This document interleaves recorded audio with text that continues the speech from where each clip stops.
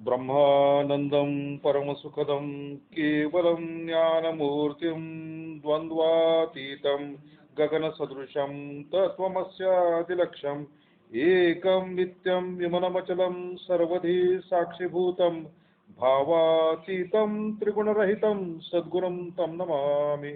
गुरुचरणप्रतापे पुण्यपापे जळाली त्रिभुवन समतीर्थे ज्ञानगंगे मिळाली। शुभ पाहता भावना राम झाली निशिदिनी गुरुराया उन्मनी झोप आली। Shriram Samarth.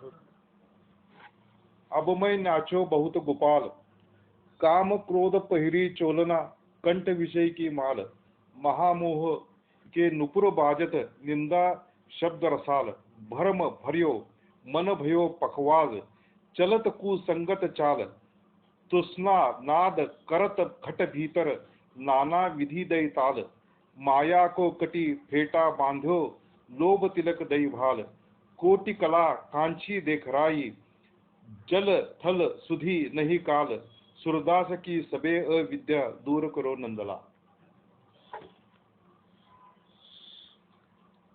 Pathway to God in Hindi literature या ग्रंथामध्ये सूरदासांचे एक पद घेतलेले आहे आणि ते आज गुरुदेवांच्या सेवेसाठी घेतले। अध्यात्म विद्या मंदिर ही सांगलीला गुरुदेवांनी स्थापन केलेली संस्था आहे आणि त्या संस्थेतर्फे म्हणजे डॉक्टर केळकर आणि त्यांचे कुटुंबीय हे दरवर्षी गुरुदेव रानडे स्मृती ज्ञान यज्ञ साजरा करतात दरवर्षी। आणि तो साधारणपणे गुरुदेवांची पुण्यतिथी जी 6 जूनला असते त्या दिवशी तो असतो, म्हणजे त्या दरम्यान आपण तो साजरा करत असतो। आतापर्यंत जवळजवळ 30 वर्ष झाली असतील की त्यांनी तो ज्ञानयज्ञ साजरा केलेला आहे। आणि माझं परमभाग्य हे आहे की सलग 3 वर्ष तर मी केलेली आहे, पण त्याच्या आधीच 1 वर्ष, असं 4 वर्ष झालं मी ते पुष्प गुंफतो आहे त्या प्रत्येक वर्षी। आणि अलीकडच्या 3 वर्षामध्ये असं आमचं ठरलेलं होतं की गुरुदेवांचा एक ग्रंथ घ्यायचा आणि त्या ग्रंथावरती बोलण्याचा आपण प्रयत्न करायचा, जेणेकरून श्रोत्यांना त्या ग्रंथाची माहिती होईल आणि त्यांच्यामध्ये उत्सुकता निर्माण होईल की जेणेकरून ते ग्रंथ वाचतील, हा त्याच्या पाठीमागे उद्देश होता। पहिल्या वर्षी Bhagavad Gita the philosophy of God realisation हा ग्रंथ घेतलेला होता। दुसऱ्या वर्षी मराठी संतांचा साक्षात्कार मार्ग, साहित्यातील संतांचा साक्षात्कार मार्ग, आणि त्याच्यामध्ये ज्ञानदेव तुकाराम आणि रामदास हा विषय घेतलेला होता।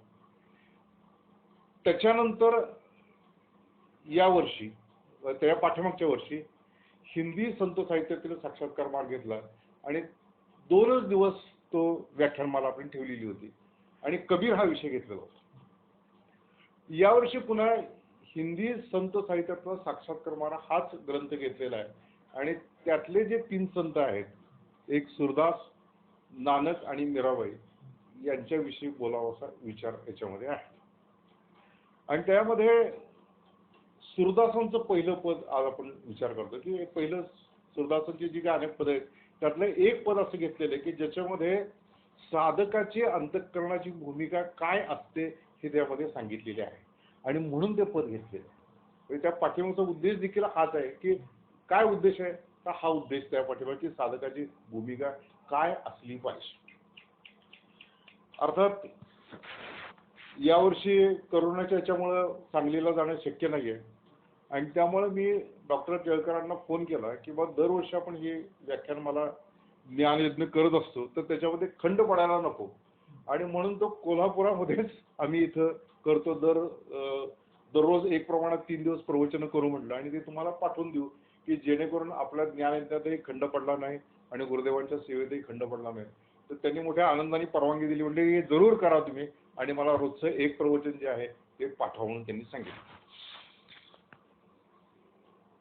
जवळजवळ 20 वर्ष वास्तव्य अलाहाबादला गुरुदेवांनी केलेलं आहे, कारण ते अलाहाबाद युनिव्हर्सिटीमध्ये व्हाईस चान्सलर होते आणि त्याच्यानंतर ते लेक्चरर पण होते, तिथं प्रोफेसर होते। आणि 20 वर्षाच्या काळामध्ये त्यांनी हिंदी संत साहित्याचा प्रचंड प्रमाणात अभ्यास केलेला। त्यांच्याकडे जे गडी वगैरे असायचा तो त्यांना हिंदी पद वगैरे ऐकवायचा. आणि गुरुदेवांची जी खासियत होती की दिवसभरामध्ये ते अनेकांना अनेक पद वगैरे म्हणायला सांगायचे की जेणेकरून अंतःकरणामध्ये भाव निर्माण होईल, हा त्याच्या पाठीमागचा उद्देश होता. आणि त्यामुळे ज्या एखाद्याला जर पद येत नसेल आणि जर ते म्हणले पद येत नाही म्हटल्यानंतर गुरुदेवांना कसं तरीच वाटायचं की या माणसाला भगवंताचं पद कसं काय येत नाही, गायन कसं काय करत नाही हा. तर त्यांना बाकीच्या म्हणजे ते उच्च गायनामध्ये ते पद म्हणलं पाहिजे असं नव्हे, अंतःकरणामध्ये भाव निर्माण व्हा म्हणून पद म्हणायचे असतात, म्हणून ते पद म्हणा सारखे सांगायचे. आणि त्यामुळे तिथल्या नोकरांच्यामुळं त्यांनी ते पद वगैरे ऐकले आणि त्यांना वाटलं की आपण हिंदी संत साहित्यातल्या सगळ्या गोष्टी बघितल्या पाहिजेत. आणि हिंदी जे संत होऊन गेले की कबीर, सूरदास, तुलसीदास, नानक, रैदास, रामानंद आणि जे मग काय पलटू बिलटू जे काही सगळे ज्यांची पदं होती त्या सगळ्याचा त्यांनी समग्र अभ्यास केला. आणि त्यांच्या ज्या अनुभवाला आलेलं होतं त्याचा एक ग्रंथ त्यांनी लिहिला की pathway to God in Hindi literature. गुरुदेवांचं जी काही ग्रंथ लिहिण्याची जी पद्धत आहे that is a comparative study, हा पद्धत आहे त्यांची. की आता त्याच्यामध्ये जे विभाग पडलेले आहेत ते म्हणजे परमार्थाला प्रवृत्ती, नैतिक तयारीची आवश्यकता, ईश्वर आणि संत, परमार्थाचा प्रवास आणि परमार्थाचे उच्चतम शिखर, हे 5 त्यांनी विभाग घेतलेले आहेत. आणि मग परमार्थात प्रवृत्ती, मग सूरदास काय म्हणतो याच्याविषयी, तुलसीदास काय म्हणतात, मीराबाई काय म्हणते, नानक काय म्हणतो, असा कम्पॅरेटिव्ह अभ्यास त्यांनी तिथं मांडलेला आहे साधकांच्या समोर. किंवा हे जे काही सगळे मराठी संत असू देत, कानडी संत असू देत किंवा जे कोणी संत असतील ते सगळे संत एकच एक भाषा बोलतात, कारण एकाच एक परमेश्वराचा साक्षात्कार सर्व संतांना झालेला असतो. वेगळा असा कुठल्या परमेश्वराचा, एकच परमात्मा आहे आणि त्याचा साक्षात्कार सर्व संतांना झालेला असल्यामुळं सर्व संत एकच कशी भाषा बोलतात हा त्याच्या पाठीमागचा मूळ उद्देश आहे. तसं याच्यामध्ये सूरदासांचा जो एक काळ जो आहे तो साधारण 1478 ते 1584 किंवा 1540 ते 1620. कारण आतापर्यंतचा प्रॉब्लेम आपल्या सगळ्या पूर्वीच्या संतांच्या विषयीचा हाच झालेला आहे की त्यांची जन्मतिथी आणि मृत्यूचा दिवस हे बरेच वेळा नोंद करून न ठेवल्यामुळे त्याच्याविषयी घोळ निर्माण झाला. त्यामुळे सूरदासांच्या विषयी देखील तो घोळच आहे की त्यांचा नेमका काळ कुठला की 1478 का 1584 का 1540 ते 1620. पण साधारणपणे जे अभंग उपलब्ध आहेत त्याच्यावरून तो काळ त्यांनी ठरवण्याचा प्रयत्न केलेला आहे. आता सूरदासांच्या विषयी आपल्याला सगळ्यांना माहिती आहे की ते भगवान गोपाळ कृष्णाचे उपासक होते. त्याच्यानंतर ते जन्मांध होते की नंतर त्यांचे डोळे गेले याच्याविषयी बराचसा संभ्रम आहे, खूप संभ्रम आहे. म्हणजे काहींच्या मते की ज्या अर्थीने रंग रूपाचं दर्शनाचं वर्णन केलेलं आहे त्या अर्थी त्यांना डोळे आधी असले पाहिजेत असं ते म्हणतात. पण वास्तविक पाहता परमार्थामध्ये डोळे असलेच पाहिजेत असं काही नाही. म्हणजे एखादा अंध जरी असला तरी त्याला आत्मसाक्षात्कारावरती सर्वच्या सर्व अनुभव येऊ शकतात. कारण काय समर्थांनीच असं म्हटलेलं की जगी पाहता चर्मचक्षु न रक्षे. म्हणजे ज्यावेळी परमात्म्याचं दर्शन घ्यायचं असेल त्यावेळी हे चर्मचक्षु काही कामाला येत नाहीत, कारण ते हे होऊ शकत नाही. चर्मचक्षु न लक्षे तिथं बघू शकत नाही. जगी पाहता ज्ञानचक्षु न रक्षे, की ज्ञानचक्षु देखील तिथं राहू शकत नाहीत, कारण ते तद्रुपता निर्माण झाल्यामुळं अनुभव सांगणारा परत काही येऊ शकत नाही. आणि म्हणून एकीकडे ते अंध जरी जन्मांध जरी असले म्हणा किंवा नंतर त्याचे डोळे गेले असले तरी एक गोष्ट सत्य होती, ते अंध होते. ही गोष्ट सत्य आहे, अंध होते. आणि त्याच्यानंतर मथुरा आणि आग्रा याच्यामध्ये जो गौ घाट आहे त्या गौ घाटावरती त्यांचं वास्तव्य दीर्घकाळ होतं.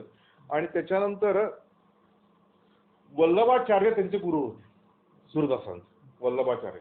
आणि ते केवळ 10 दिवसांनी त्यांच्यापेक्षा मोठे होते. वल्लभाचार्य त्यांचे गुरु 10 दिवसांनी फक्त मोठे होते.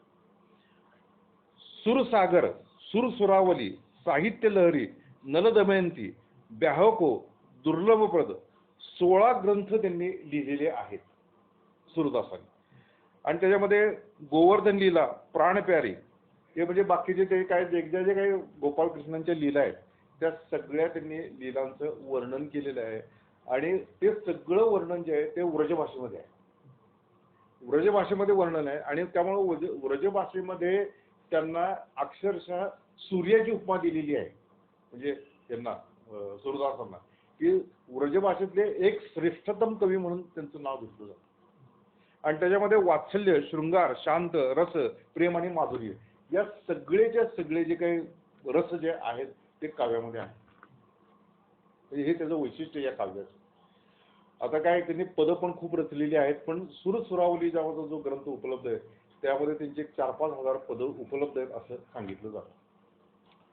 त्यामुळे त्या एकांगाने ते कवी आहेत, एकांगाने ते भक्त आहेत, पण देवाशी एकरूप झाल्यामुळं जो जाणेल भगवंत तया नाव बोली जे संत, जो शाश्वत आणि अशाश्वत निवाडा करे, त्यामुळे काय त्यांनी भगवंत जाणलेला असल्यामुळे ते संत पदाला पोचले. म्हणून असं एक संत सूरदास की त्यांचं हे पद आहे की अब मैं नाचो बहुत गोपाळ, तिथून सुरुवात केलेली आहे की आजपर्यंत मी भरपूर नाचून झालेलो आहे. काय असते, माणूस जीवन व्यतीत करत असतो आणि ते जीवन व्यतीत करत असताना तो आपल्या पद्धतीने करतो. समर्थांनी असं म्हणले की शतवर्ष वयने मुले बाळपण नेणता गेले, तारुण्य अवघे वेचले विषयांच्याकडे, वृद्धपणी नाना रोग भोगणे लागे कर्मभोग, आता कोणते वेळी योग भगवंताचा. की आपल्या पद्धतीनं त्यानं जीवन जगलेलं आहे. बाळपणी खेळ, यव्वनी विलास, वार्धक्य जीवाचं व्याधी चिंता. बाळपणी शाळा, तारुण्य संसार, वार्धक्य जोजार तयाच्याची, जमुनी वाया कष्टविली काया, स्वहित साया स्वादाया वेळ नाही, स्वामी म्हणे मोहे विसरला देवा, तयास विसावा कैचा अंती. की बाळपण, हे तारुण्य, हे सगळं असं वेगवेगळ्या पद्धतीने निघून जातं. आणि म्हणून सूरदास म्हणतात की अब मैं नाचो बहुत गोपाल, की आतापर्यंत मी भरपूर नाचून घेतलेलं. काय ज्या पद्धतीनं रजोगुणाचं जीवन असतं, बरे खावे, बरे जेवावे, बरे ल्यावे, बरे नेसावे, अवघेची बरे असावे, तो रजोगुण. काय नाच गाणी, डप गाणी, जे काय काय गोड ग्रास्य अळकेपण, अत्यादरे पिंड पोषण, रजोगणे उपासने केलीची नवच. म्हणजे रजोगुणात्मक जे जीवन जे असतं ते ज्या पद्धतीचं असतं ते नाचणाऱ्या माणसाचं जीवन असतं. त्यामुळे तो सारखा हे करू, ते करू, असं करू, तसं करू, असं करत करत तो दिवस घालवत राहतो. आणि सूरदासांनी अंतःकरणामध्ये तो साधकाचा भाव ठेवून, किंवा कदाचित ते नाचले नसतील, कदाचित तसं त्यांच्या जीवने पण नसेल, पण बरेच वेळा साधकाची भूमिका घेऊन ते तसं बोलत असतात. आणि म्हणून ते म्हणतात की अब मैं नाचो बहुत गोपाल, की आतापर्यंत मी खूप पुष्कळ नाचून घेतलेलं. आणि ते नाचणं कसं आहे तर त्याच्यामध्ये ते म्हणतात काम क्रोध का पहरी चोलना, कंठ विषयी की माल. हा हा, सुंदर, एकदम सुंदर. त्या अंगामध्ये अंगरखा घातलेला आहे. आणि तो कसला आहे, तो काम क्रोधाचा अंगरखा आहे. काम क्रोधाचा अंगरखा आहे. आता काय असतंय की हा जो संपूर्ण जर त्याचा शेवट बघितला तर मोक्षाच्या पायरीवरती उभा असलेला साधक ही भूमिका घेऊन हा अभंग लिहिलेला आहे. मोक्षाच्या पायरीवरती उभा येतो कारण त्याला शेवट त्यांनी तसा केलेला आहे. त्यामुळे काय असतं की एक अंतरंग जीवन असतं आणि एक बाह्यरंग जीवन असतं. आपण अंगरखी हे घालतोच, वेगवेगळ्या ब्रँडचे कपडे आपल्याकडे असतातच अगदी सगळे. आणि अगदी एकमेकांना विचारत असतो, अरे कुठल्या ब्रँडचा शर्ट आहे, खूप छान आहे रे, फार चांगला दिसतो, रेमंडचा वाटतं, वगैरे वगैरे वगैरे, असं काय काय चालतं. तर हा बाह्य अंगरखा आहे. पण जो साधक अंतर्मुख झालेला असतो त्याला आतमधला अंगरखा करतो की आपण आतमध्ये काय आहोत. कारण काय, माणसाचं जीवन हे दुहेरी अंगाने जगत असतो माणूस. म्हणजे समाजात वावरत असताना त्यानं पांघरलेला एक वेगळा बुरखा असतो. तो वेगळ्या पद्धतीने जीवन जगत असतो की असं बोलायचं, असं करायचं, तसं करायचं. पण ज्यावेळी तो घरी येतो त्यावेळी तो बाहेरचा बुरखा त्याने काढून टाकलेला असतो आणि आत वेगळाच बुरखा असतो, वेगळाच माणूस असतो. गोंदवलेकर महाराजच्याकडे एक भगिनी आले होते आणि त्यांनी सहजपणे विचारलं की काय तुझा नवरा कसा आहे. ती म्हटली चांगला, फार चांगला आहे हो नवरा माझा. तर गोंदवलेकर महाराज म्हणाले, बाई तू भाग्यवान असली पाहिजेस, कारण तुझा नवरा चांगला आहे म्हणजे. आणि ते म्हणले की फक्त बायकोच सांगू शकते की आपला नवरा कसा आहे. फक्त बायको सांगू शकते की आपला नवरा कसा आहे. म्हणजे काय, त्याचा बाहेरचा अंगर का कुठला आहे आणि आतला अंगर का कुठला आहे हे बायकोला जास्त कळत असेल. तसं साधकाला जरी तो बाह्य जीवनामध्ये कसाही म्हणजे काय वेगळ्या पद्धतीने वागत असला, म्हणजे ज्याला आपण ते सगळे ज्या कशा पद्धतीने, म्हणजे आता कसं की मठामध्ये गेले की लगेच एक वेगळा ड्रेस कोड लगेच सगळं बदलून माणूस लगेच जातो तिथं, की त्या पद्धतीने लगेच डोक्यावरती भगवी टोपी, काय पांढरे कपडे वगैरे वगैरे काय काय बाह्य ते दाखवायचं असते त्यांना, तिथलं ते वातावरणाप्रमाणे करत असते. पण आतमध्ये आपलं भगवत आलेलं असं नाही. आतमध्ये आपण स्वच्छ शुद्ध पांढऱ्याप्रमाणे झालो असो असंही काही नाहीये, पण बाहेर दाखवता तसं दाखवत असतो. म्हणून तो इथं अंतर्मुख झालेला आहे. सुरदास अंतर्मुख होऊन साधकाच्या दृष्टीने ते विचार करतात. ते म्हणतात मी आतमध्ये डोकावून बघितलं आणि माझ्या लक्षात आलं की माझ्या आतमध्ये कामक्रोधाचा आतमध्ये अंतर्गत आहे. अशी अंतर्मुखता प्रत्येक साधकाने म्हणजे संतांनी विचार केलेली आहे. जसं ह्याच्या बाबतीमध्ये म्हटलेलं आहे की तुकारामांनी, काम क्रोध आड ठाकले पर्वत राहिला अनंत पहिलीकडे, नुल्लंगे मज सापडे ना वाट दुस्तर हा घाट वैर्यांचा, आता मज कैसा सखा नारायण गेला अंतरुण पांडुरंग, तुका म्हणे व्यर्थ मोलाचे शरीर गेले कळो आला हा विचार. हा अंतर्मुख करणारा विचार आहे. कागा रोसावे तुम्हावरती पांडुरंगा तुम्हावरी, हे आज माझं कळू आले. तुमच्यावरती का रोसावं कळलं मला. अंतरी संसार भक्ती बाह्यात कर म्हणून अंतर तुझे पाहिजे. आतमध्ये संसार ओतपर्यंत भरलेला आहे, भक्ती बाह्यात करतोय म्हणून तुझ्यात आणि माझ्यात अंतर पडलेलं आहे. हे अंतर्मुख अवस्था आहे. तसे इथं काम क्रोध को पहरी चोलना कंठ विषयी की माळ, की कंठामध्ये बघितलं तर विषयांची माळच घालून बसलेलं आहे. याचं कारण काय, रजोगुणाचा अत्यंत प्रभाव जीवनावरती आहे. स्वतः अर्जुनाला विचारल्यानंतर भगवंतांना विचारलं, अथ केन प्रयुक्तम पापम चरती पुरुषा अनिच्छन्नपि वासनीय बलादिव नियोजिता. आणि भगवंतांनी लगेच उत्तर दिलेलं आहे, काम एष क्रोध एष रजोगुण समुद्भवा महाशनो महापापा विद्यनमेह वैरिणम. हे कामक्रोध जे आहेत ते रजोगुणापासून उत्पन्न झालेले आहेत आणि त्याच्यामुळेच केवळ अशा प्रकारचे अवस्था माणसाची निर्माण होते. आणि मग त्याच्यावरती जे ज्ञानेश्वर महाराजांनी वर्णन केलेलं ते बहारीचं वर्णन केलेलं आहे. हे आगीविणं जाळती, पाशेकविणं गोविती, पाण्याविणे भिजवती, चिखलेविणं रोविती, आणि ज्ञानी अशी तरी वदती पैज लावणे, हे कवण्याजोगे आठवटे नव्हती की कुठल्याही प्रकाराने ते सापडतच नाहीत, म्हणजे आटोक्यात येतच नाहीत. अशा प्रकारची अवस्था या कामक्रोधांची आहे. आणि त्यामुळे तुकारामांनी कामक्रोध पर्वता समान आहेत असं म्हणण्याचं कारण तेच आहे. आणि तीच अंतराची अवस्था कामक्रोधाची झालेली आहे. आणि कामना असल्यामुळे विषय आहे, किंवा विषय आहेत म्हणून कामना आहे. कारण काय, भगवंतांनी त्याचा जो क्रम लावलेला आहे तो ध्यायतो विषयांपुसा संगस्तेषु उपजायते, संगात संजायते कामा, कामात क्रोधो विजय. त्यामुळे सदा विषयो चिंतित जीव आला. समर्थांनी मनाच्या श्लोकामध्ये सदा विषयो चिंतित जीव आला, की जीव हा सदैव विषयाचं चिंतन करत आलेला आहे. आणि म्हणूनच कंठ विषय की मला, की मनामध्ये सारखे विषय हे सारखे पाहू.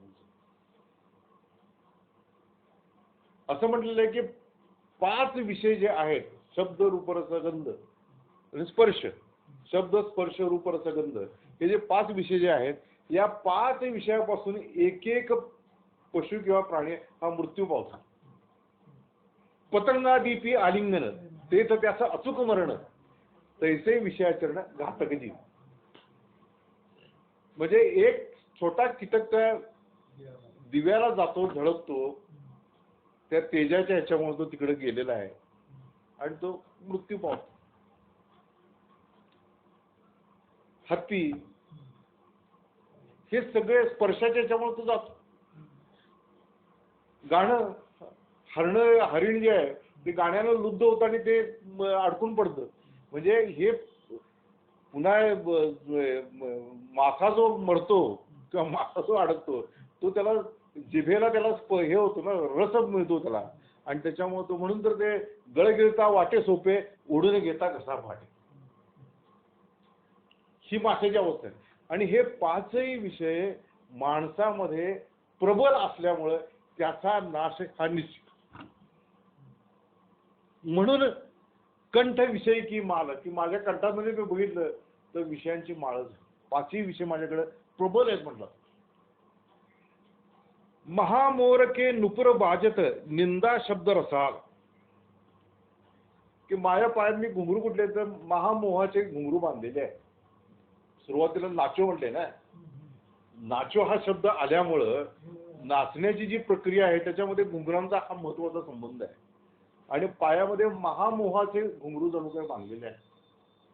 काय मोह हा ही गोष्ट जी आहे ती सहसा त्याची जात नाही, की मोह हा पुन्हा पुन्हा होतो, पुन्हा पुन्हा होत असतो. म्हणजे मोह इतकी गोष्ट अशी आहे की आता प्रत्यक्ष ज्यांनी एवढं प्रचंड मोठं तप केलं,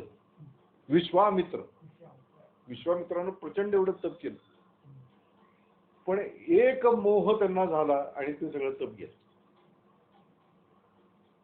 कितीतरी गोष्टी असतात अशा वेळी. माणसाला पैशाचा मोह होतो, त्याच्यानंतर माणसाला स्त्रीचा मोह होतो, कनक कांता आणि कीर्ती, आणि कीर्तीचाही मोह असतो. आणि त्या तीन पायी माणूस हा वाटेल तसा नाचतोच. म्हणून तिथं त्यांनी म्हणताना महामोह के नुपुर बाजत.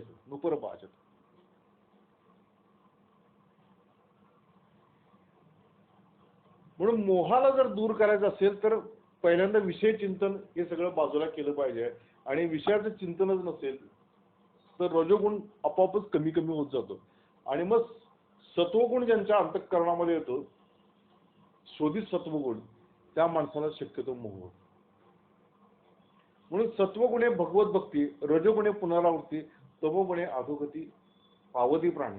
तुका म्हणे येथे सत्वाचे सामर्थ्य करावा परमार्थ अनिशी, की सत्वगुण जेवढा वाढीला जाईल तेवढा हा मोह कमी होतो. त्याच्यामध्ये रजोगुणाचा प्रभाव आहे की जे जे दृष्टीचं पडले ते मने मागितले, लभ्य नसता दुःख झाले, तो रजोगुण. आणि त्याच्यामुळे रजोगुणाचा प्रभाव अति असल्यामुळं सारखं दृष्टीला काही ना काहीतरी पडत राहते, आणि पडत राहिलं की ते मागताय पाहिजे. आणि तो मोह, गोंदवलेकर महाराजांनी असं म्हटलेलं आहे की एक वस्तू आणण्यामध्ये दुसऱ्या वस्तू आणण्याचा मोह तयार झालेला असतो. एक वस्तू आणली की लगेचच दुसऱ्या वस्तूचा मोह तयारच होतो. त्यामुळे महामोह के नुपुर बाजत निंदा शब्द रसाल, जी काय पथ्य सांगितलेली आहेत, आणिकाची निंदा न ऐकावी, कानी परद्रव्य मनी आणू नये, तर निंदेमुळं त्या व्यक्तीच्या, ज्या व्यक्तीची आपण निंदा करतो आहोत त्या व्यक्तीच्या दोषाचं चिंतन होत. आणि चिंतने तद्रूपता असं म्हटलेलं आहे की ज्याचं आपण चिंतन करतो त्याची तद्रूपता होत असते. म्हणून गोंदवलेकर महाराजांनी एकच गोष्ट सांगितली की, गोंदवलेकर महाराजांना ज्यावेळी विचारलं की कसं आम्ही नामस्मरण वाढवलं पाहिजे, तर त्याच्यावरती गोंदवलेकर महाराजांनी एकच गोष्ट सांगितली की स्वतःची स्तुती आणि दुसऱ्याची निंदा जर बंद केली माणसाने तर 50% बोलणं कमी होऊन जाईल, 50% बोलणं कमी होऊन जाणार. आणि त्याच्यानंतर ज्यावेळी आपल्याला बोलण्याची उर्मी येईल की मी, तर त्यावेळी आतमध्ये विचारावं की मी हे बोललंच पाहिजे का, नाही बोललं तरी चालतं आपण, तर त्याच्यामुळे आणखीन 25% आपली शक्ती वाढेल म्हणले की ते बोलणं कमी झाल्यामुळे.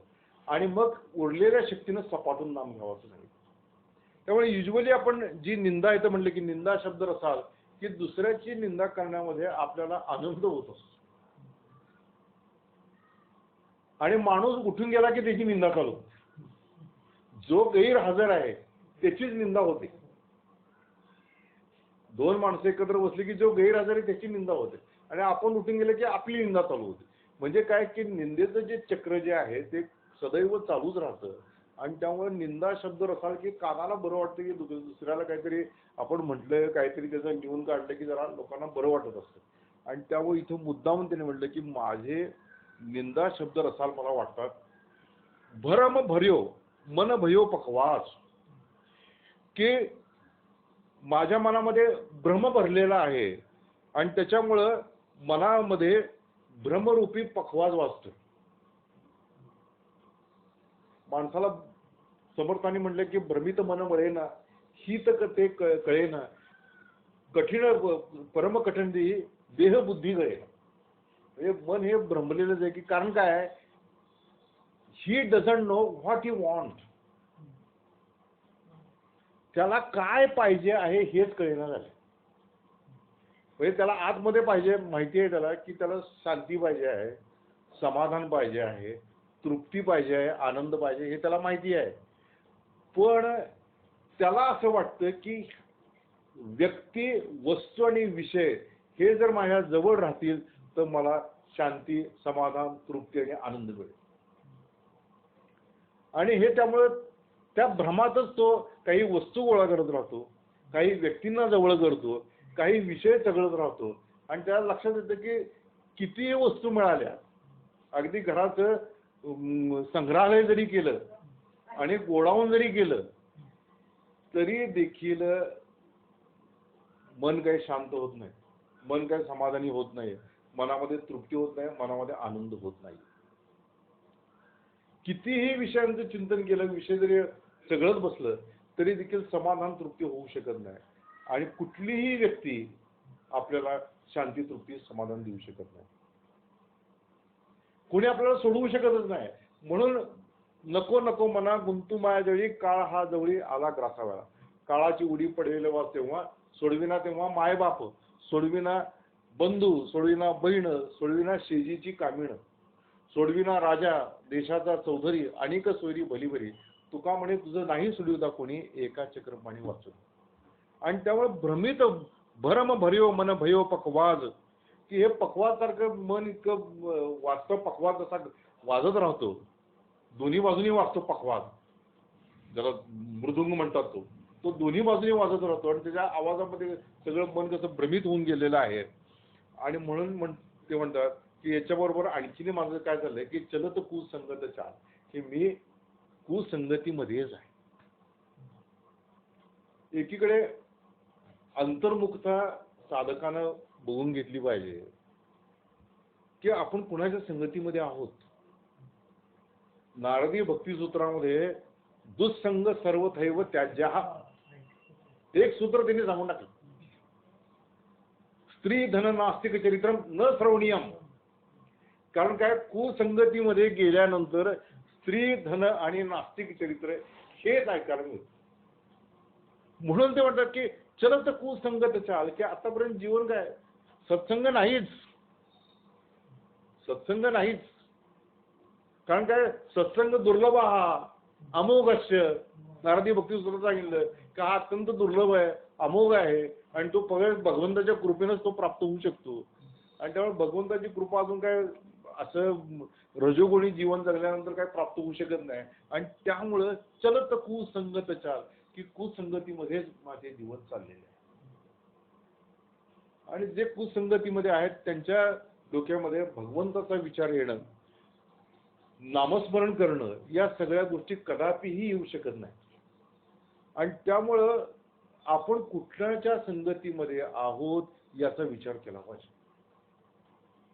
स्वामी माधवनाथ दररोज केंद्रामध्ये यायचे आणि साधारणपणे 13 ते 14 दिवस, 14 वगैरे साधारण त्यांची प्रवचनी सत्संग व्हायचे त्या केंद्रामध्ये. आणि त्यांचं बारकाईने लक्ष असायचं की कोण आलाय आणि कोण नाही आलेला, अगदी बारकाईने ते बघायचे कोण आलंय वगैरे. आणि मग ती व्यक्ती 15 दिवसांनी 20 दिवसांनी जर आली तर कुठे कुठे पत्ता, कुठे 15-20 दिवस कुठे आलेला नाही. सावध राहा, लगेच नाही तर जातील. कारण काय की समाजाचा जो प्रवाह जो आहे, जगाचा जो प्रवाह आहे, त्याच्यामध्ये आपले काही विवेक वैराग्य काही टिकू शकत नाही. ते माणूस त्या प्रवाहातनं कधी निघून जाईल हे कळणार पण नाही. आणि त्यामुळे सत्संगतीमध्ये राहिल्यामुळंच माणसाची प्रगती काहीतरी होऊ शकते. की श्रवण आणि सत्संगती याशिवाय परमार्थामध्ये प्रगती होणं अशक्य असं स्वामी माधवनाथ पुन्हा पुन्हा सांगायचे. इथं कुसंगत चलत कुसंगत चाल की त्यांच्याबरोबरच चाललोय. रामकृष्णांच्या चरित्रामध्ये जी काही उदाहरणं दिलेली आहे ते कालीप्रसाद आणि हे सगळे काली बाबा वगैरे सगळे जे आहेत किंवा गिरीशचंद्र घोष वगैरे, तर या तिघांचा एक ग्रुप होता आणि खरोखरीच त्यांना सर्व प्रकारची व्यसनं होती. केवळ रामकृष्णांच्या सहवासामध्ये आल्यामुळे ती माणसं सुधारू शकतात. कारण नाटक लिहिणं, नाटक कंपनीत काम करणं आणि त्याच्यामध्येच राहणं म्हणजे अक्षरशः चरित्रकार ते म्हणजे जगावर वळवून टाकलेले असे लोक असले पाहिजे. अशा प्रकारच्या संगती ती होती तिघांची. पण तेच गिरीशचंद्र घोष जीसी हे रामकृष्णांचे केवढे मोठे भक्त बनून गेले. कारण त्याचा परिणाम आहे सत्संगती. हा परिणाम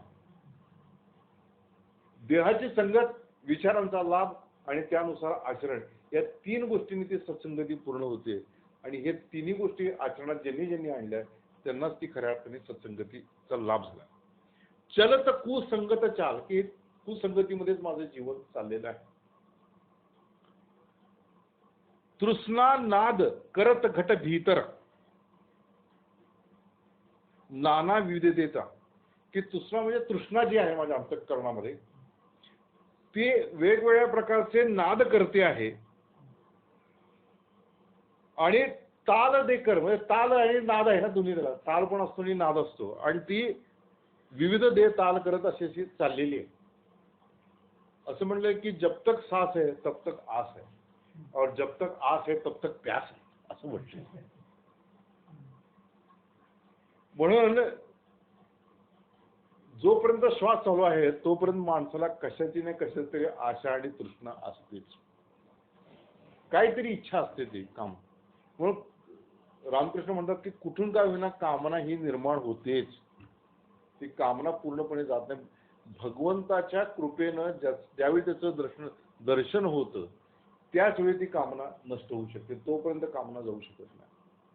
आणि त्यामुळं तृष्णा नाद किंवा आतमधून तो नाद येतोय की काही ना काहीतरी इच्छा निर्माण होते आणि काही काही उपभोगावं असं पुन्हा पुन्हा सारखं वाटतंय. इथं काय की साधकाची प्रामाणिक भूमिका स्पष्ट दिसते सूरदासांची. मी नाही त्यातला, माझं तसं काही नाहीये, माझं असं ते म्हणत नाही. म्हणजे बरेच वेळा असं असतं ना, बरेच समाजामध्ये हेच असतं की मी त्यातला नाही, जोपर्यंत पकडला जात नाही तोपर्यंत तो मी नव्हे. पण ही साधकाची भूमिका त्यांनी घेतलेली आहे आणि अंतर्मुख झालेले आहेत. आणि त्यामुळे त्यांना स्पष्टपणे दिसतं की अजूनही आपल्या मनामध्ये ज्या काही विषयांच्या विषयीची तृष्णा आहे ती काय कमी झालेली नाहीये. म्हणजे ययाती सारखं जे उदाहरण जे आहे की ज्यांना आपल्या मुलाचा 1000 वर्ष आयुष्य घेतलं उपभोगण्यासाठी, काय अजूनही माझी तृप्ती झालेली नाही आहे, माझी अजून काही तृप्ती झाली नाही, अजून पाहिजे बा मला, आणि म्हणून त्यानं घेतलं. आणि शेवटी तो एका निष्कर्षापर्यंत आला, न जातू काम हा काम उपभोगेल,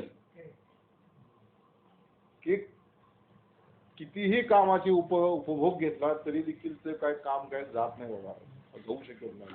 आणि त्यामुळे ही तृष्णा जी आहे अंतःकरणामध्ये पुन्हा पुन्हा वाढत राहते. याचं कारण काय की पहिलं त्याचं कारण वरती दिलेलं की भ्रम झालेला. भ्रम झालेला असल्यामुळं, भ्रम जर नसता तर त्याच्या लक्षात आलं असतं की याच्यामध्ये काय तथ्य नाहीये, या विषयभोगामध्ये तथ्य नाहीये. कारण काय की विषयातलं वैयर्थ माणसाला कळलं पाहिजे ना, त्याच्यासाठी तर या गोष्टी चाललेल्या आहेत. आणि पुन्हा पुन्हा त्या उपभोगल्या तरी देखील पुन्हा पुन्हा इच्छा निर्माणच होते. याचं कारण काय, आतमध्ये तो रस शिल्लक राहिलेला आहे, तो रस काय गेलेला नाही. म्हणून भगवंताने रसवर्जन रसोपस्य परमद्रष्टा निवर्तन, तो रस देखील जातो कधी, त्या भगवंताचं जोपर्यंत दर्शन होत नाही तोपर्यंत तो रस काय आटत नाही. ज्यांना ते भगवंताचं दर्शन होऊन जातं त्याचा तो रस देखील आटून जातो. मग त्यांना त्याचं काही वाटतच काय नाही की काय इच्छा आहे का, काही नाही, तृप्त हो. म्हणून तर त्यांनी नारदी भक्तिसूत्रामध्ये ज्याला भगवंताचा रस प्राप्त झालेला आहे, ज्याला तो ब्रह्मरस काढा प्राप्त झालेला आहे, त्याला कुठल्याही प्रकारचा काही इच्छा राहत नाही. तो तृप्तो भवती, मत्तो भवती, स्तब्धो भवती, अमृतो भवती. तो तृप्त होऊन जातो, तो शांत होऊन जातो, तो मत्त होऊन जातो आणि तो आत्मस्वरूपच होऊन जातो. त्यामुळे काय इच्छा आहे काय? काही नाही, काही इच्छाच नाही. काल गोंदवलेकर महाराजांच्या चरित्रात एक आठवण होत होतं, चपळगावकर म्हणून. तर त्यांचे औंधच्या राजांना देखील ते सावकारीने कर्ज देत होते, एवढी त्यांची श्रीमंती होती,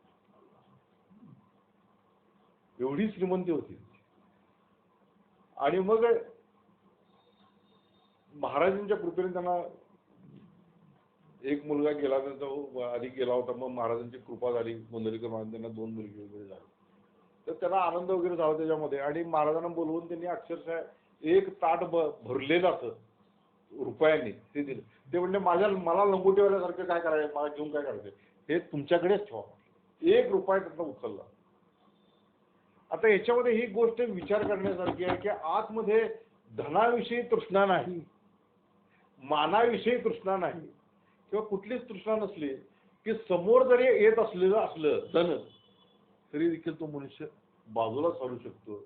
याचं कारण काय? आतमधली तृष्णा गेलेली आहे, की ज्याला ती तृप्ती प्राप्त झालेली आहे, ज्याला सर्वत्र मीच भरून राहिलो आहे असं वाटायला लागतं, एकत्वेनं पुतत्वेनं बहुधो विश्वतोमुखम असा जो झालेला आहे, त्याला पैशानं काय प्रश्नच नाही, त्याला काय मोह कुठं होणारच नाही, त्याला तृष्णा कुठं होणारच नाही.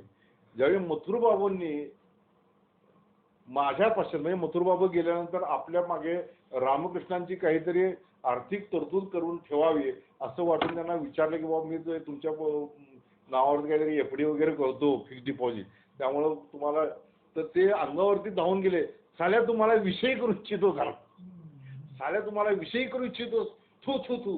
म्हणजे केवढी मोठी गोष्ट आहे ना की पैसे चालून येतात, नको म्हणलं जाते.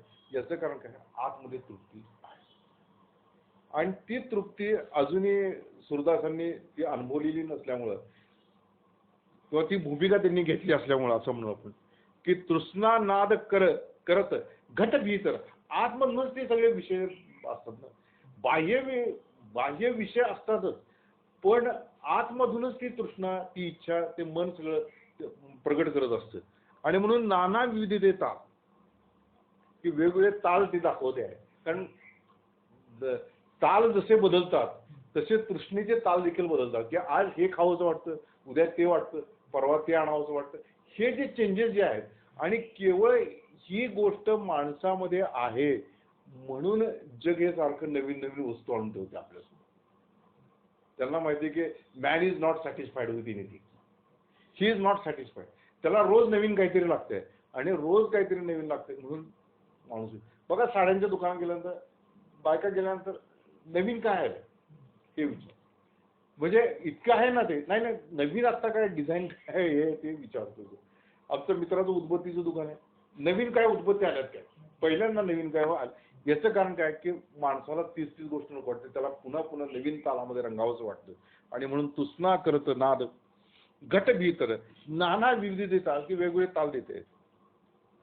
माया को कटी फेट बांधो लोभ तिलक दे भाग, की कमरेमध्ये मायेचा फेटा बांधलेला आहे, म्हणजे जे उपर्ण म्हणतो आपण ते बांधलेलं आहे, आणि कपाळावरती लोभाचा टिळा लावलेला असं ते म्हणतात. हे काय सुंदर वर्णन केलेलं आहे. अगदी मायेचं जे पाणी जे असतं ते कमरेपर्यंत येतं, म्हणून त्यांनी तो कंबर हा शब्द वापरलेला आहे. की पाण्यामध्ये ज्यावेळी मनुष्य जातो त्यावेळी ती माया जी ओढते ती पायच ओढत असते, आणि त्यामुळे कमरेला ते पर्यंत ते मायेनं माझ्या उपर्ण लावलेले असं फेटा बांधला जणू काय कमरेला, असं म्हणतो. भगवंताचंच म्हणणं असं आहे की सगळे जे जीव जे आहेत ते मायेनं आवृत्त झालेले आहेत, आणि तशी ही जी माझी जी माया आहे ती काय तरुण जाणं अवघड आहे असं तिने भगवंतांनी सांगितलं. मी नेहमी उदाहरण देतो की गणित आणि इंग्रजी हे विषय अत्यंत अवघड होतो मुलांना, नेहमीच जातात. आणि त्यामुळं गणिताचा पेपर असावा आणि गणिताच्या शिक्षकांनी येऊन सांगावं की आजचा पेपर अत्यंत अवघड आहे. म्हणजे त्या मुलांची काय अवस्था होत असेल तसं भगवंताने आपल्या वर्गावरती येऊन सांगितलेलं आहे की दैवी हेशा गुणमयी मम माया दुरत्तया. ही माया माझी जी आहे ती तरुणांना अत्यंत अवघड आहे असं सांगून टाकलं. म्हणजे आपल्याला आधीच मायेचा त्रास आणि मायेमध्येच आम्ही गटांगळ्या खायच्या का वगैरे वगैरे आपण सगळं बोलत असतोय. तर तिथं भगवंतांनी जर सांगितलं की माया ही तरुणांना अत्यंत अवघड आहे तर मग आपल्यासारख्या माणसांना काय करायचं हा प्रश्न निर्माण होतो. तसं इथं सूरदास म्हणतात की कमरेच्या भोवती मायेचा फेटा बांधून ठेवलेला आहे आणि त्यामुळं पुढे जे कपाळावरती लोभाचा तिलक लावून ठेवला आहे. आता मग माझी अवस्था काय होणार याचा तुम्हीच विचार करा असं म्हणतो. म्हणजे मर्कटस्य सुरापानम तस्य वृश्चिक दौशनम तन्मध्ये भूतसंचारो यद्दा तथा भविष्यती जसं म्हणतात की आधीच माकड त्यात मध्यम आला आणि त्याला मग विंचवाचा दंश झाला आणि मग त्याला भूतबाध झाल्यानंतर त्याची काय अवस्था होते तशा प्रकारचीच अवस्था हे वर्णन केलेलं आहे. आणि खरोखरीच या 7व्या अध्यायामध्ये दैवी एषा गुणमयी मम माया दुरत्तया मामेव ये प्रपद्यन्ते मायामितांतरन्ते. तर या श्लोकावरती भाष्य करताना ज्ञानेश्वर महाराजांनी हीच गोष्ट वर्णन केलेली आहे की कसे त्या मायानदीमध्ये भवरे निर्माण झालेले असतात, तसे काममगर कसे असतात, ते मीन कसे असतात, ते माणूस गिळला कसा जातो, हे सगळं वर्णन त्यांनी केलेलं आहे. आणि हे वर्णन करता करता पुढे मग ज्ञानेश्वर महाराजांनी कमालच केली. एकची लीला करले सर्व व्हावे मध्ये बदले तया ऐलीची धडे सरले माया तया सद्गुरु तारू पुढे जे अनुभवाचे कासे गाडे जया आत्मनिवेदन परांडे आखळले. सूरदासांना कदाचित अजूनही वल्लभाचार्य लाभलेले नसतील असं म्हणूया. वल्लभाचार्य लाभलेले नसतील, अजून सद्गुरू म्हणून लाभलेले नसतील. आणि त्यामुळं कुसंगत आहे, विषयांची संगती चालू आहे, त्याच्यानंतर आत्मन तृष्णा चालू आहे, त्याच्यानंतर माया को कटी फेटा बांधो की कमरेला मायाचा जणू काही फेटा बांधलेला आहे, त्याच्यानंतर लोभाचा तिळक हा कपाळावरती लावलेला आहे. आणि या सगळ्यामुळं माणूस सैरभर होऊन जातो की माणसाला लोभ किती असावा. Actually sky is the limit असं म्हटलेलं आहे. कुठल्याही गोष्टीला काय इज द लिमिट, लोभ किती असेल याचं काही सांगू शकत नाही माणूस. म्हणजे कोट्यावधी रुपये जरी असले तरी तो नवीन योजना काहीतरी आपण पुन्हा लोकांच्याकडनं पैसा गोळा करणे ही माणसं करतच राहतात. आणि विशेषतः असं म्हटलेलं आहे की जसं जसं वय वाढत जातं तसा तसा लोभ अधिक राहतो.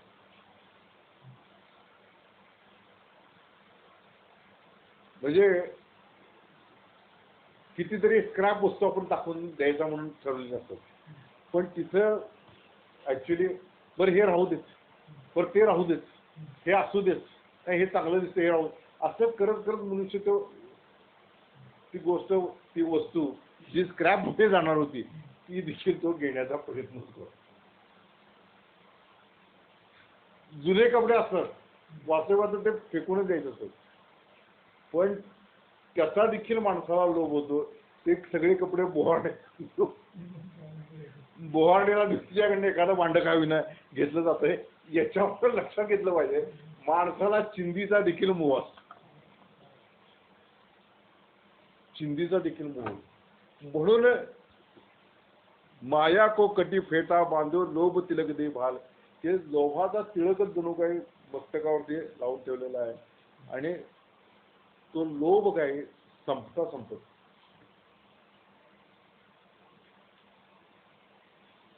ते किती जरी मिळवलं किती जरी काही केलं तरी देखील तो लोभ संपत नाही. आणि तो विचार अंतर्मुख करणारा की अजून आपलं का शांती मिळत नाहीये, का तृप्ती होत नाही, काय आनंद मिळत नाही, तर त्याचं कारण काय की हे सगळ्या गोष्टी आपल्या अंतःकरणामध्ये आहेत. कोटी कला काची देख राई जलथल सुधी नाही काल. की नट जसा वेगवेगळ्या प्रकारच्या अभिनय कला दाखवत असतो, तशाच प्रकारे जलथल सुधी नाही काल, की जलस्थल आणि काळ याच्यामध्ये त्याला स्मृतीच राहिलेली नाही.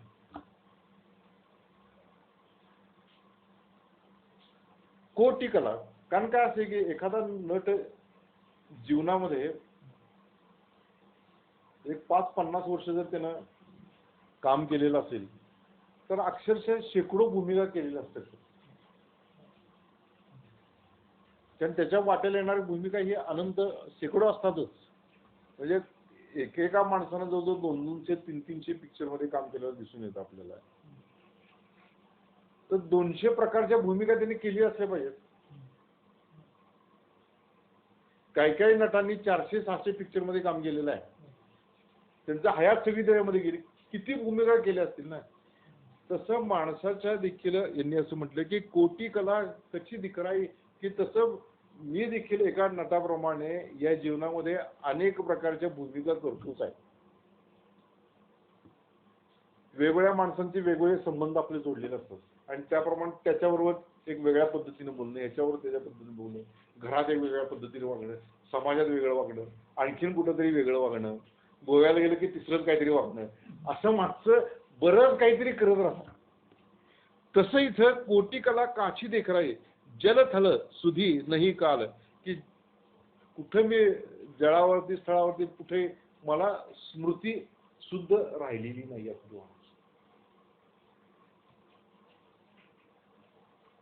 समर्थाने जे म्हटले की सदा विषय चिंतित जीव आला, तर जीवाचं जे चिंतन आहे ते कैक काळाचं आहे. आणि माणूस हा ज्यावेळी जन्माला येतो त्यावेळी त्यांना अनेक योनी फिरलेल्या आहेत. लखत 84 योनी फिरकर सुंदर नरतनु पाया, कबीरांचं म्हणणं की 84 लक्ष जीव योनी फिरून आल्यानंतर तो माणूस जन्माला आलेला आहे. आणि त्यामुळे सूक्ष्म सूक्ष्म संस्कार त्याच्यामध्ये येतात असते. प्रत्येक योनीतले थोडे थोडे संस्कार ते आपल्यामध्ये येतात आणि त्यामुळे माणूस तशा पद्धतीने तो वागत राहतो. एवढे संस्कार त्याचे झाले. बहुत जन्मांचे शेवटी जेणे चुके आटाटे तो नरदेह भेटी भगवंती करी, की बहुत जन्मांचे शेवटी इथं म्हटलेलं त्याने बहुत जन्म, याचा अर्थ अनेक जन्म हे झालेले असले पाहिजे. किती वेळा जन्मा यावे नित्य व्हावे फजित, तर याचा अर्थ काय की पुष्कळ जन्म झालेले आहेत. तसं म्हणून इथं कोटी कला कचे दिखराई जलथल सुधी नाही काल, की मला शुद्धच काही राहिलेली नाहीये इकडे सगळी गेलं. याचं कारण काय, मला आत्मस्वरूपाची विस्मृती झालेली हो. ज्या गोष्टीची शुद्धी यायला पाहिजे होती मला ती आलेलीच नाही. कारण सद्गुरू जर भेटले असते तर मला ती शुद्धी प्राप्त झाली असती.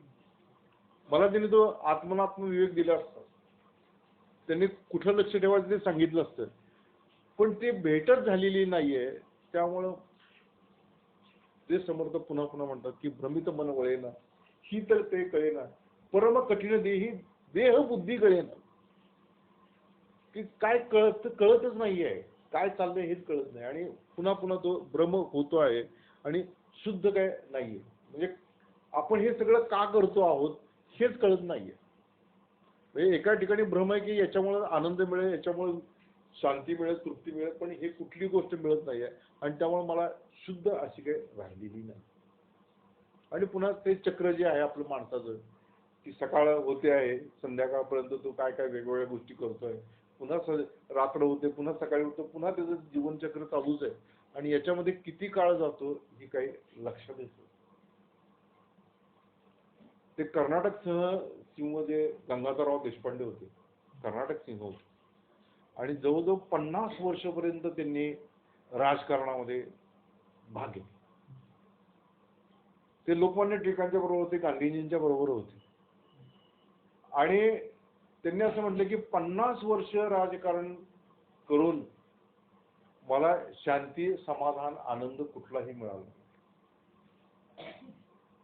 जी शांती संतांच्या ठिकाणी आहे, जी शांती आनंद संतांच्या ठिकाणी आहे, तो मला कुठेही प्राप्त झाला नाही म्हणा. पण केवळ 3च वर्ष मी गुरुदेव रानडेंच्या सहवासामध्ये आलो आणि मला तो शांतीचा मार्ग कळालेला आहे. मी आता शांतपणे मरायला तयार आहे. ईश्वराविषयी प्रेम निर्माण झालं त्यांना. म्हणजे हे सत्संगतीचा परिणाम आहे. इतकी वर्ष करून ती म्हणजे राजकारण म्हणजे हे नाटकच असतं ना शेवटी. एक पद्धतीचं ते नाटकच असतं. आणि त्याच्यामुळं जे काय आतमध्ये डोकवायचं होतं, आतमध्ये जे काय बघायचं होतं ते बघताच आलं नाही, अशी खंत त्यांनी जाहीरपणे व्यक्त केलेली होती. गुरुदेव रानडेंचा जो अमृत महोत्सव झाला त्यावेळी त्यांनी सांगितलं ही गोष्ट की इतकी वर्ष मी हे करतोय पण मला कधीही ते राजकारणामध्ये मला शांती लाभली नाही. मी महात्मा गांधींच्या बरोबर राहिलो, टिळकांच्या बरोबर राहिलो, पण ते जसे शांत होते तसे मी होऊ शकलो नाही. कारण त्यांच्या जीवनामध्ये देवाचं अधिष्ठान होतं. लोकमान्य टिळकांचं जे भाषण झालं की भाषणाच्या शेवटी की देवाची इच्छा जशी असेल तसं होईल असं ते म्हणायचे. त्याची इच्छा असेल तसं होईल. तशी शांती मला प्राप्त होऊ शकली नाही. कोटी कला काठी देखराई जलथल सुधी नाही काल. आणि त्याला शेवट करता म्हणतात की सुरदास की सबे अविद्या. सुरदास म्हणतात की सगळी जी आहे ती अविद्यात आहे. दूर करो नंदलाल. गोपाल माझी जी काय अविद्या जी आहे, कारण अविद्याचं लक्षण म्हणजे मायामध्ये जाणं. तर ही सगळी जी अविद्या जी आहे ती नंदलाल गोपाळ तू माझी दूर कर अशी विनंती केलेली आहे. त्याचं गोपाळकृष्णांच्यावरती अत्यंत प्रेम होतं. असं सांगतात की एकदा ते कुठे जात असताना खड्ड्यात वगैरे कुठेतरी पडले वाटतं ते आंधळे असल्यावर. आणि मग त्यांनी काय हाका वगैरे मारल्या, मग काय कोण येत नाही, काय ऐकतंय कोण, काय काही कळतच नाही. शेवटी कुणीतरी त्यांना असं एका माणसानं ओढून त्यांना बाहेर आणलं वाटतं. आणि मग ते आंधळे असल्यामुळे त्यांनी बघितलं असं चाचपून, तर त्यांना त्यांच्या पायाला चिमुकली पावलं लागली. चिमुकली पावलं लागली त्यांच्या पायाला. आणि मग कोण तर मी वाटसरू आहे आणि म्हणून तो हात सोडून चालवा. तर त्यांनी ते त्याच्यावरती लिहिले की हात छोडत जात हो निबल जानकर मोदी. म्हणजे माझा हात सोडून तू चाललेला आहेस, निर्बळ आहे असा समजून मला तुझं निबल जानत मोही. हृदय से जात सकत हो तो सबल जानू तुही, असं म्हणतो की माझ्या हृदयातनं तू जाऊन दाखव, मग तू सबळ आहे, स्ट्रॉंग आहे असं मी म्हणू शकेन. म्हणजे एकीकडे सुरदासांचं त्यांच्या याच्यावरती अत्यंतिक प्रेम होतच होतं. काय आणि भगवंताचंही भक्तांच्या वरती प्रेम असतंच. आणि त्यामुळं काय आहे की सुरदास की सबे अविद्या, ही सगळी अविद्या आहे आणि ती अविद्या जोपर्यंत दूर होत नाही तोपर्यंत मोक्षाची प्राप्ती होऊ शकत नाही. त्यामुळे ही अंतर्मुखता त्यांना निर्माण झालेली आहे. आणि मोक्षाच्या उंबरठ्यामध्ये मुमुक्षत्व जे आलेले आहे आतमधून, त्या मुमुक्षत्वातून त्यांनी तो अभंग लिहिलेला असतो. आता मला सगळं मी बघून झालेलं आहे. जो संसार दुःखे दुःखावाला विविध तापे पोळला तोच अधिकारी झाला परमार्थासी. विषय जनित सुखे सौख्य होणार नाही, रघुनाथा तुझे विना ओखटे सर्व काही. आता समर्थांनी देखील जे वर्णन केलेले की हे याच्यामुळे सुख प्राप्त होऊ शकत नाही. सांडुनी राम आनंद घन ज्याचे मनी विषय चिंतन त्याची कैसे समाधान लोलंगता. की त्या माणसाला समाधान कधीही प्राप्त होऊ शकणार नाही. आणि त्यामुळं ही माझी सगळी अविद्या आहे. आणि खरोखरीच रामकृष्णांच्याकडे ज्यावेळी ते सगळे भक्त वगैरे जायचे तर त्यावेळी त्या हाताचं वजन बघायचे, बघू विद्या आहे का अविद्या आहे, काय विद्या आहे का अविद्या आहे. हे त्याच्या हाताचे ठेवण, त्याच्यानंतर डोळ्याची ठेवण कशी आहे, त्याच्यानंतर अंग लक्षणं कशी आहेत, हे बघून ते विद्या आहे का अविद्या हे लगेच त्यांच्या लक्षात येईल. आणि अविद्या जोपर्यंत दूर होत नाही तोपर्यंत विद्येला म्हणजे ती सद्विद्या जी म्हणतो आपण ती प्राप्त होऊ शकत नाही. भगवंत हा कृपाळू आहे. भगवंत हा कृपाळू असल्यामुळं तो आपल्या प्रत्येक भक्ताची अविद्या दूर करू इच्छितोच. कारण त्याचं उदाहरण अर्जुन हे आपल्याला डोळ्यासमोर दिसतंय की अर्जुनाला ची अविद्या ही दूर झाली पाहिजे म्हणून त्यांनी ती पूर्ण भगवद्गीता सांगितली. वत्सासीने ओरसे दुखते हो करदसे झाले पांडवाचे निमिषे जगदूत धरण. की अर्जुनाचं निमित्त केलं त्यांनी आणि जगाचा उद्धार केला. पण अर्जुनाची देखील अविद्या दूर झाली पाहिजे होतीच ना. कारण काय की देह मी वाटे जाणारा तो जाणावा आत्महत्यारा देहाभिमाने एरधरा भोगल्याची भोगे. त्यामुळे अर्जुन स्वतःला देह समजत होता आणि जे काही समोर जे चुलत भाऊ वगैरे जे कोणी सगळे होते लढणारे त्यांना तो मारणारा समजत होता. मी मारणार आहे ते मारणारे आहेत असं समजत होता. आणि त्यामुळे त्याला स्वरूपाची विस्मृती ही झालेलीच होती. ती आपल्या सगळ्यांना झालेली आहे. स्वरूपाची विस्मृती ही सगळ्यांना जगाला झालेलीच आहे. आणि त्याच्यामुळे तो आतमध्येच तो आनंद असल्यामुळे सच्चित आनंद तो सोडून माणसं सगळी आपण वस्तू विषय व्यक्तीच्याकडे जातो. तर तो भ्रम त्यांनी दूर केला ना भगवंताने. भगवंतांनी ती सुरुवातीपासून अशोच्यानंद व शोच्यस्तम प्रज्ञा माधवांच्या भाषेचे गतासून गतासूनचे नानुसूचंती पंडिता इथपासून जी बोलायला सुरुवात केली. आणि मग ते सगळं सांगून झाल्यानंतर भगवंतांनी विचारलं कसं काय नष्टो मोहा स्मृतिर्लब्ध्वा तत्प्रसादान्मयाच्युत तितोस्मिगत संदेह करिष्ये वचनम तव. की माझा मोह गेलेला आहे आणि मला जी विस्मृती झालेली होती म्हणजे आत्मस्वरूपाची जी विस्मृती झाली ती स्मृती मला प्राप्त झाली. कारण इतके जन्म मी स्वतःला देह समजत होतो. मी मन समजत होतो बुद्धी समजत होतो. पण देह मन बुद्धी पलीकडचे चेतन तत्व परमात्म तत्व मीच आहे ही गोष्ट तुझ्यामध्ये मला प्राप्त कळली.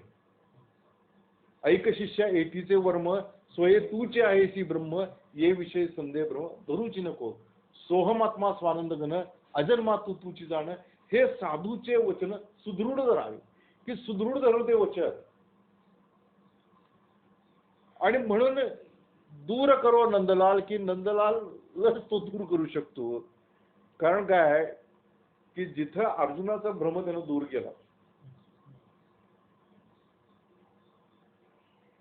आता तो अर्जुनाचळू कैसा निवेल अर्जुनाचळू निवेल आणि मग नवी विरुडी फुटेल उन्मेषाश. कारण काय तो कृपामृते सजळू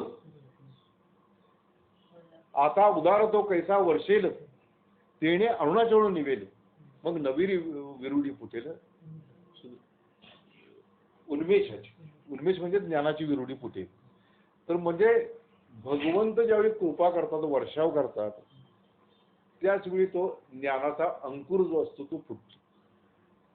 तसं नंदलालांनी त्यांनी विनंती केलेली आहे की आतमध्ये मी सगळं डोकावून बघितलं आणि बघितल्यानंतर माझ्या लक्षात आलं की सगळीकडे अवगुणच भरलेले आहेत. कासया गुणदोष पाहू आणि कांचे माझ्यामध्ये काय गुणे असे नष्ट दुष्टपणा कवनाचा माणू अणुहून अधिक माझे असे कासया पाप पुण्य पाहू आणि कासे माझ्यामध्ये काय गुणे असे तुका म्हणे मी भांडवले पुरता तुझशी पंढरनाथा लावले. आता की माझ्या आतमध्येच ते सगळं भरलेलं आहेच. आणि त्यामुळे ते अंतर्मुक्ततेने बघितल्यानंतर लक्षात आलं की सगळं आतमध्ये भरलेलं आहे. आणि हे जोपर्यंत आपण रिकाम करू शकत नाही तोपर्यंत आपल्याला ते आत्मदर्शन होणार नाही. ते भगवंताचं दर्शन होऊ शकणार नाही. आणि त्यामुळे सगळ्यात सोपा उपाय जो आहे तो प्रार्थना उपाय. रामकृष्णांनी हा उपाय प्रभावी आहे म्हणून सांगितलेला आहे. त्यांनी सगळ्या संसारी भक्तांना सांगितलं की एकांतामध्ये जावा आणि भगवंतासाठी रडा. फक्त 3 दिवसच काढा म्हटले. त्यांनी जास्त दिवसही सांगायचे नाही. फक्त 3 दिवसच जावा आणि एकांतामध्ये जाऊन भगवंताची प्रार्थना करा, डारा डोळ्यातनं पाणी येऊ दे आणि मग बघू तो कसा काही कृपा करत नाही असं त्यांनी सांगितलेलं आहे. चरित्रामध्ये उदाहरण आहे. आणि त्यांनी देखील व्याकुळ अंतःकरणाने कालीमातेची पुन्हा पुन्हा प्रार्थना केलेली आहे की तुझ्या भुवन मोही मोहमायेनं मला आवृत्त करू नकोस, मला मुक्त कर. पुन्हा पुन्हा प्रार्थना केलेली आहे. आणि त्यामुळे प्रार्थना हा एक प्रभावी उपाय आहे. आणि तोच जणू काही सूरदासांनी केलेला आहे की त्यांनी भगवंताची प्रार्थना केलेली की या आतमध्ये सगळं भरलेलं आहे. पती मी पापी दुर्गुणी आगळा परी आलो गोपाळा शरण तुझं, पतित तारेले पशु उदरले पक्षी नेले मोक्षाला गे, सिद्धेश्वर म्हणे ऐशी तुझी ख्याती माधवा श्रीपती तारी आता. अशी प्रार्थना पुन्हा पुन्हा केल्यामुळं कळवळीनं प्रार्थना केल्यामुळं भगवंताला लक्षात येतं की याचं अंतःकरण शुद्ध आहे, की वरवरची प्रार्थना नाहीये, याला आतून सुधारावं असं वाटतं. आणि मग भगवंताची जी कृपा ती होतीच होती. कारण ती अर्जुनावरती झाली होती, ती अनेकांच्या वरती झाली होती, सर्व संतांच्या वरती झाली होती. मग ती सूरदासांच्या वरती का होणार नाही? ती सूरदासांच्या वरती झाली होतीच, नंतर झाली असेलच ती. आणि त्यामुळे त्यांनी केलेली ही प्रार्थना ती भगवंतापर्यंत पोहोचली. पण यातून आपण जो काही बोध घ्यायचा की ते कोम मेसेज आपण म्हणूया की आपण आपल्या अंतर्मुख झालं पाहिजे, आतमध्ये डोकावून बघितलं पाहिजे की आपलं अजून का भगवंताशी एकरूपता साधली जात नाहीये, आपली आपण अविद्या अजून का दूर होत नाहीये. याचं कारण काय? तर त्याचं कारणे संतांनीच दिलेलं आहे की अंतरी संसार भक्ती बाह्यात कर म्हणून अंतर तुझे पाय. त्यामुळे पुन्हा एकदा आपण गोपाळ कृष्णांच्या कडे प्रार्थना करूया, सर्व संतांच्या चरणी प्रार्थना करूया, सद्गुरूंच्या चरणी प्रार्थना करूया, की गुरुदेवांच्या चरणी प्रार्थना करूया की आमची अविद्या दूर व्हावी आणि सद्विद्येचा जो मार्ग आहे तो जास्तीत जास्त आमच्याकडून चांगल्या प्रकारे साधनेतून आक्रमण व्हावा अशी त्यांच्या चरणी प्रार्थना करूया. हरिओम तत्सत. राजाधिराज सद्गुरुनाथ महाराज की जय.